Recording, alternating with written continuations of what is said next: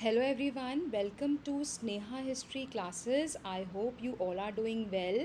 आज इस वीडियो में हम बात करेंगे about the expansion of British empire under lord Dalhousie. So हमने ऑलरेडी वीडियोस मैंने अपलोड करी हुई है which is related to the reforms of lord Dalhousie. आप चाहें तो इस वीडियो से पहले वो वीडियोस देख सकते हैं, उससे आपको पता लग जाएगा कि कौन कौन से रिफॉर्म्स वो लेकर आए थे. और फिर हम आज डिस्कस करते हैं कि उनकी एक्सपेंशनिस्ट पॉलिसीज़ क्या क्या थी. चलिए शुरू करते हैं. हमने एडमिनिस्ट्रेटिव रिफॉर्म्स डिस्कस कर लिए हैं, military, educational, transport and communication, और इसके आज हम बात करेंगे expansion of British empire under lord Dalhousie. तो लॉर्ड डलहौजी जो थे उन्होंने कौन सी ऐसी एनेक्सेशनिस्ट पॉलिसीज़ अडॉप्ट करी हैं जिसकी वजह से आप देखेंगे कुछ एरियाज़ जो हैं जो ब्रिटिश इम्पीरियलिस्ट डिज़ाइन है उसके अंडर आप देखेंगे जो ब्रिटिश एम्पायर के अंडर ये एरियाज़ जो हैं आ जाते हैं. और ऐसा माना जाता है कि इनकी जो ये पॉलिसीज़ थी उसकी वजह से जो आम जनता है, जो रूलर्स हैं, जो इंडियन नेटिव सोल्जर्स हैं, उनके अंदर काफ़ी एग्रेशन था और इसी वजह से आगे चलकर they participated in the revolt of 1857. So one by one discuss कर लेते हैं. तो पहले हम बात करेंगे एनेक्सेशंस के बारे में, कॉन्क्वेस्ट के बारे में. तो जिसमें the second Sikh war and the annexation of Punjab in the year 1849. तो हम देखेंगे कि सिख एंग्लो सिख वॉर्स हुई थी. तो जो सेकेंड एंग्लो सिख वॉर थी उसमें आप देखोगे जो सिख्स हैं उनकी डिफ़ीट हो जाती है और इस तरीके से जो सिख एम्पायर है वो ब्रिटिश रिजीम के अंडर आ जाता है. और ये होता है 29 मार्च 1849 में, जब पंजाब की हिस्ट्री जो है एक नया टर्न लेती है. और आप देखेंगे कि जो पूरा का पूरा पंजाब प्रोविंस है वो अब ब्रिटिशर्स के अंडर आ जाता है. और जो यहाँ पे महाराजा दलीप सिंह थे उनको पेंशन ऑफ कर दिया जाता है and he was sent to England. Next हम बात करते हैं.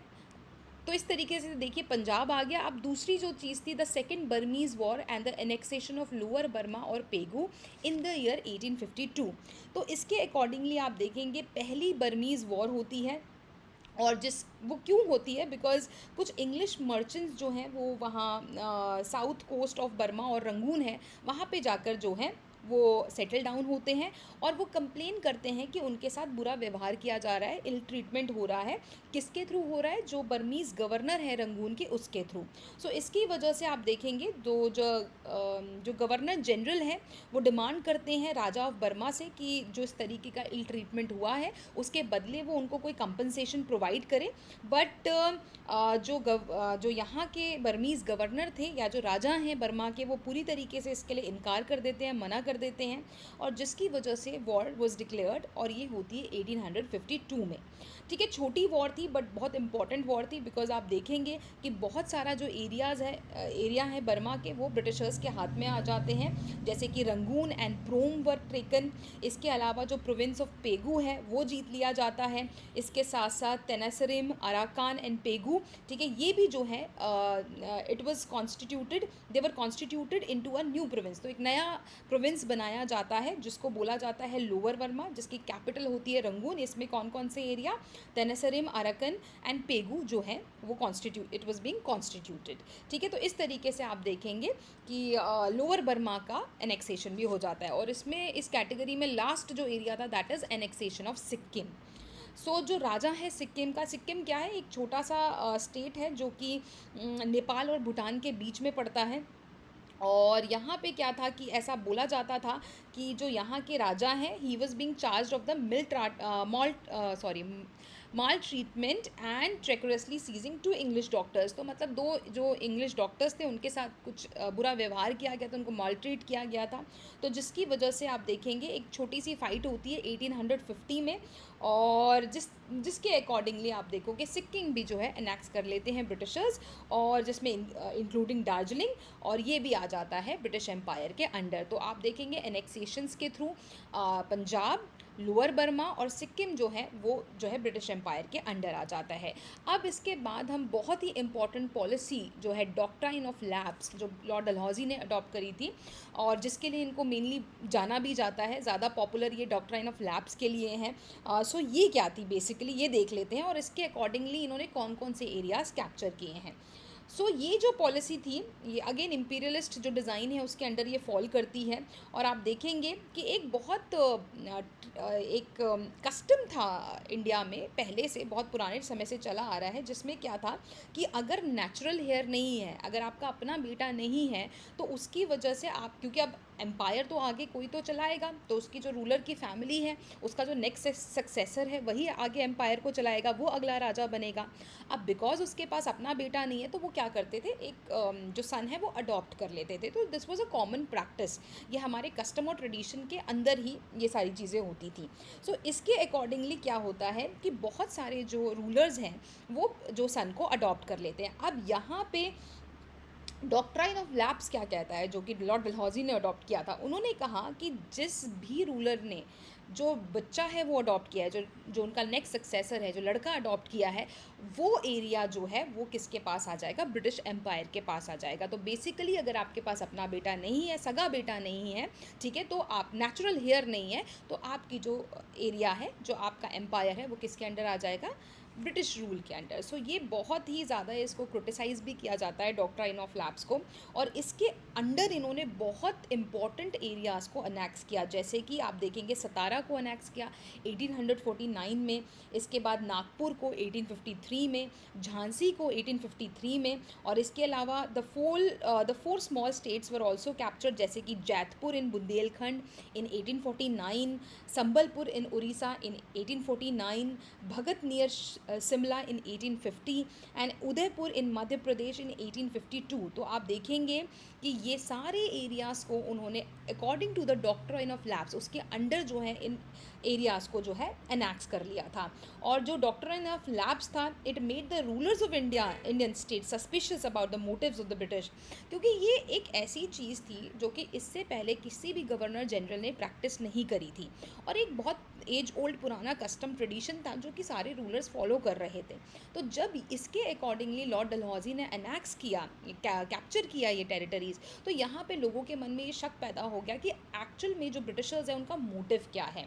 और इसी वजह से आप देखेंगे ये सारे जो राजा हैं वो इस चीज़ से देवर मतलब डर था उनके मन में, इसी वजह से फिर वो 1850 के 7 के रिवोल्ट में आप देखेंगे ये सारे जो हैं बढ़ चढ़कर हिस्सा लेते हैं against the British rule. So this was doctrine of lapse. Next हम बात करेंगे his policy of abolition of titles and pensions. ठीक है, तो जो भी टाइटल्स थे रूलर्स के पास या जो भी उनको पेंशन आती थी वो भी इसके अकॉर्डिंगली इन्होंने बंद कर दी। सो कुछ नेटिव रूलर्स थे, जैसे कि हम वन बाय वन डिस्कस कर लेते हैं। तो पहले हैं द कर्नाटक एंड तंजौर इन 1855। सो इसके अकॉर्डिंगली क्या किया, after the death of Nawab of the Karnataka, जो कर्नाटक के नवाब थे उनकी डेथ होती है, और इसके साथ साथ जो राजा ऑफ तंजौर थे उनकी जो टाइटल है, उनके मरने के बाद जो उनके टाइटल है वो अबॉलिश कर दिए जाते हैं, ख़त्म कर दिए जाते हैं, because Dalhousie held that their titles were not hereditary but personal. तो इसका रीज़न वो क्या देते हैं कि क्यों इनके टाइटल अबॉलिश किए गए, क्योंकि वो कहते हैं वो हेरिडिटरी हैं। ठीक है, वो हेरिडिटरी नहीं है, रादर इट इज़ पर्सनल, कि मतलब अपने मन से आपने कुछ भी टाइटल रख दिया है, तो इस तो ये रीजनिंग वो देते हैं। नेक्स्ट हम देखते हैं पूना पेशवाशिप इन 1853। This is very important. इसमें क्या होता है, 1853 में जो बाजी राव थे, he was the last Peshwa, उनकी मौत हो जाती है, और उसके बाद जो है लॉर्ड डलहौसी अगेन ये बोलते हैं कि जो उनके सक्सेसर है उसको पेंशन नहीं जाएगी, और जो 8 लाख रुपीज़ की पेंशन आती थी, तो क्योंकि उनका बेटा अडॉप्टेड था। वो अडॉप्टेड कौन थे, धोधू पंत, जिनको नाना साहिब भी बोला जाता है। तो एक तो उनसे टाइटल अबॉलिश कर दिया जाता है, और उसके साथ साथ जो पेंशन है वो भी बंद कर दी जाती है, और बस उनको ये कहा जाता है कि जो प्राइवेट प्रॉपर्टी है सिर्फ वही वो होल्ड कर सकते हैं, और एक जागीर उनको दे दी जाती है। तो जिसकी वजह से जो नाना साहिब थे वो काफ़ी ज़्यादा नाराज़ होते हैं, क्योंकि उनसे पेशवाशिप ले ली गई है। तो इस वजह से आप देखेंगे he wanted to take a revenge, and that is why he participated, मतलब काफ़ी बढ़ चढ़ के उन्होंने हिस्सा लिया था in the revolt of 1857। And इस कैटेगरी में लास्ट है मुगल्स। हम देख लेते हैं मुगल्स के साथ कैसा ट्रीटमेंट होता है। सो जब बहादुर शाह की डेथ होती है, जो कि लास्ट मुगल एम्परर थे, तो उनके उसके बाद जो उनका ग्रैंडसन थे शाह आलम, उनसे भी जो है टाइटल छीन लिया जाता है। ठीक है, और इसके साथ साथ बोला जाता है कि बिकॉज अब आप राजा नहीं हैं, आपके पास वो टाइटल नहीं है, तो आप जो है रेड फोर्ट को भी खाली कर देंगे, क्योंकि जो मुगल रॉयल फैमिली है they use to stay in Red Fort, वो वहीं पे रहते थे। तो अब जब क्योंकि क्योंकि आपके पास वो टाइटल नहीं है, आप राजा नहीं हैं, so after the death of the Bahadur Shah जो कि लास्ट मुगल रूलर थे, उसके बाद बोला जाता है कि पूरी रॉयल फैमिली जो है वो रेड फोर्ट को खाली कर देंगे, पैलेस को खाली कर देंगे। सो ये भी एक बहुत आप देखेंगे उनकी डिग्निटी पे कहीं ना कहीं अटैक किया जाता है, एंड दैट इज़ वाई आप देखेंगे मुगल्स जो हैं वो भी इस चीज़ में काफ़ी ज़्यादा 1857 के रिवोल्ट में पार्टिसिपेट करते हैं। नेक्स्ट हम देखते हैं एनेक्सेशन बाय असाइनमेंट ऑफ बिरार इन 1853।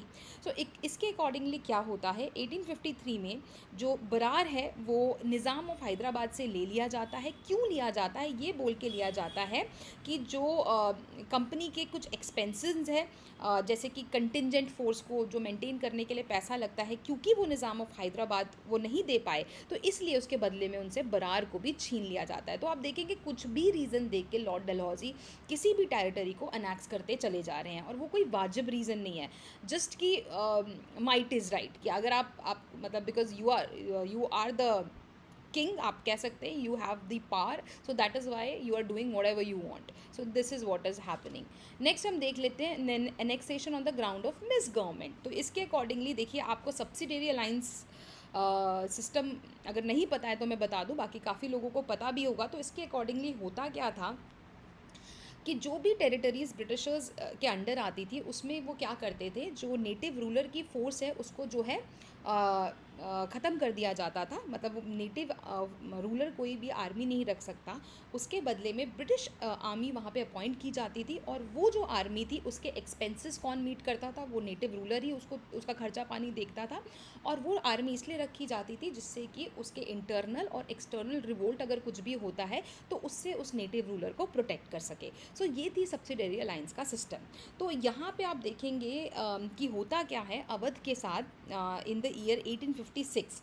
सो इसको भी अनेक्स कर लिया जाता है, क्या बोलकर, ये बोलकर कि on the ground of continuous miss government, की जो अवध का रूलर है वो ठीक से गवर्नेंस नहीं संभाल पा रहा है इसी वजह से। सो नवाब को देखिए बहुत बार वार्न भी किया जाता है टाइम टू टाइम, और उसको वार्निंग दी जाती है कि आप अपना जो गवर्नेंस है वो ठीक से रखिए।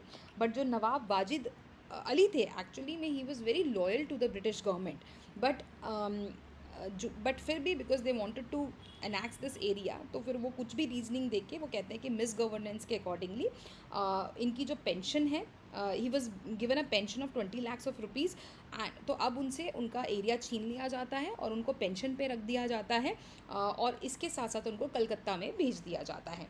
सो February 1856 में Awadh was annexed by a proclamation, और annexation of Awadh created a feeling of despair in the minds of the sepoys of Awadh. अब जब देखिए, अवध हमेशा से ब्रिटिशर्स का साथ देता आया है, जो भी काम उन्होंने किया है बहुत अच्छे से किया है। जब इन सब के बावजूद उनको अनेक्स कर दिया जाता है कोई भी XYZ रीज़न दे के, तो उसकी वजह से जो वहाँ की, देखिए जो ब्रिटिश आर्मी है उसमें बहुत सारे अवध के सोल्जर्स थे, जो सिपाही थे, तो उनके मन में कहीं ना कहीं शंका पैदा हो जाती है कि इनका मेन टारगेट है क्या, एंड बिकॉज अब वो एनेक्स भी कर लेते हैं। तो इसी वजह से आप देखेंगे जब लॉर्ड डलहौजी रिटायर्ड होते हैं 1856 में फ्रॉम गवर्नर जनरलशिप, तो उसके बाद जो हैं ये सारे लोग जो हैं दे पार्टिसिपेटेड अ लॉट, काफ़ी बढ़ चढ़ के हिस्सा लेते हैं इन द रिवोल्ट ऑफ 1857। सो ये था। और लास्ट हम इसमें बात करेंगे क्रिटिसिज्म ऑफ डलहौजीज एनेक्सेशन पॉलिसी। सो काफ़ी लार्ज स्केल में आप देखेंगे लोग इसको क्रिटिसाइज़ करते हैं, क्योंकि बहुत एग्रेसिव पॉलिसी थी इनकी, विदाउट एनी रीज़न। वो यहाँ पे लोगों के ट्रेडिशंस को, उनके कस्टम्स को, उनके सेंटिमेंट्स को नहीं समझ रहे थे, rather because he wanted to annex the territory, तो अपनी मर्ज़ी से वो कोई भी रीज़न दे के वो टेरिटरीज़ को अनेक्स करते चले जा रहे थे। और यहाँ तक कि आप देखेंगे जो बोर्ड ऑफ कोर्ट्स हैं उनके उनके अपने लोग भी इस पॉलिसी के ख़िलाफ़ थे, और इसी वजह से 1857 के रिवोल्ट के बाद कुछ जो चीज़ें हैं वो वापस ले ली जाती हैं। कुछ ऑर्डर्स जो according to doctrine of lapse जो है वो किया गया था, ठीक है, कुछ टेरिटरीज़ वो वापस उनके रूलर्स को दे दी जाती है। सो उनको भी, मतलब जो ब्रिटिशर्स थे उनको भी पता था कि जो डलहौजी की ये पॉलिसी है ये काफ़ी एग्रेसिव है, और इसके जो है साइड इफ़ेक्ट्स उनको आगे चलकर फेस करने ही पड़े। और सो ये डेलिबरेटली उन्होंने किया था अपने पर्सनल इंटरेस्ट को देखते हुए और पूरी तरीके से बाकी लोगों के इंटरेस्ट को इग्नोर करते हुए। So this was the doctrine of flags and the annexation under the Lord Dalhousie. I hope इसके साथ खैर इसके साथ ही हमारा टॉपिक कंप्लीट होता है लॉर्ड डलहौजी के ऊपर। और अगर आपको वीडियो पसंद आई है so do not forget to subscribe the channel, like share and comment. बाकी अगर आपके कोई डाउट्स है तो आप इसी वीडियो के कमेंट सेक्शन में मुझे पूछ सकते हैं। और इसके साथ ही I guess we have completed unit 1, और आगे जो further videos I will take up जो कि यूनिट 2 से होगी। बाकी जो भी स्टूडेंट्स कॉम्पिटिटिव के लिए प्रिपेयर कर रहे हैं, आप किसी भी एरिया में हैं, तो this is a very important part. Modern Indian history बहुत ही इंपॉर्टेंट है और बहुत सारे एग्ज़ाम्स में ये पूछी जाती है। तो अगर आपको पसंद आ रही है वीडियो तो प्लीज़ आगे ज़्यादा से ज़्यादा शेयर करिए। Thank you so much for watching the video. I see you in the next video. Till then take care, stay safe.